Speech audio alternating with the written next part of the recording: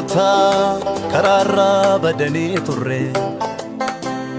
adduma addaanis daandii badii gubbaatti rirre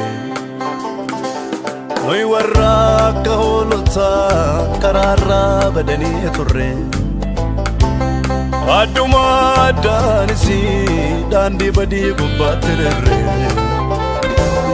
ilmi waaqayyoo garuu hoolaa arsaate yoo faarse wajjin walitti nu araarse ilmi waaqayyoo garuu hoolaa arsaate yoo faarse wajjin walitti nu araarse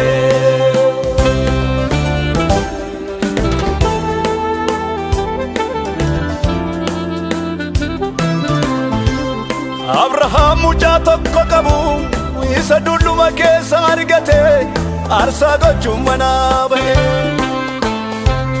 jaalala gooftaasaaf qabu karaa dhalasaa ibsachuudhaaf beellaa morma isaarraan ga'e sagaleen akkas jedhuu dhufe billaa mucaa keerraa deebisi hoolaan arsaaf ta'u argameera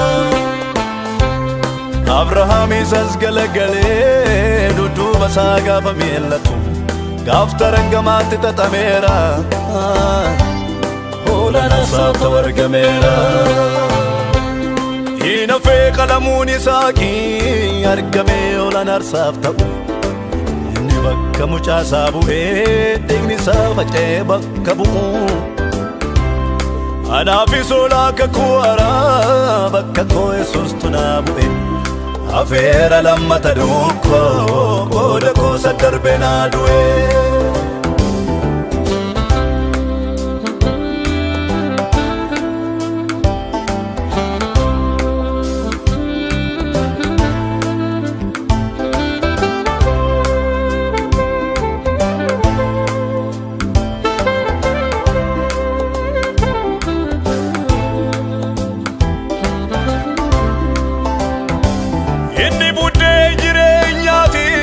hangafa du'aa ka'uun karaa isaa jalqabe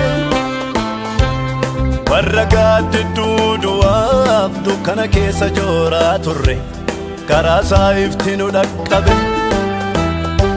inni karaa dhugaadha jireenya dhala namaaf kennuudha abdii du'a garasiiti yaa bishaan jireenyatu garaa isaa keessaa burqa inni bishaan jireenyaati inni bishaan jireenyaati ilmi waaqayyoo garuu hoolaa arsaate yoo faarse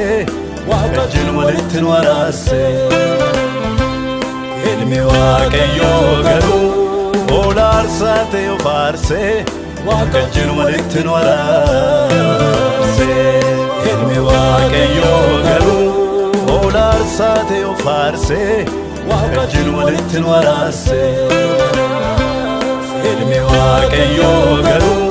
hoolaa arsaate yoo faarse wajjin walitti nu araarse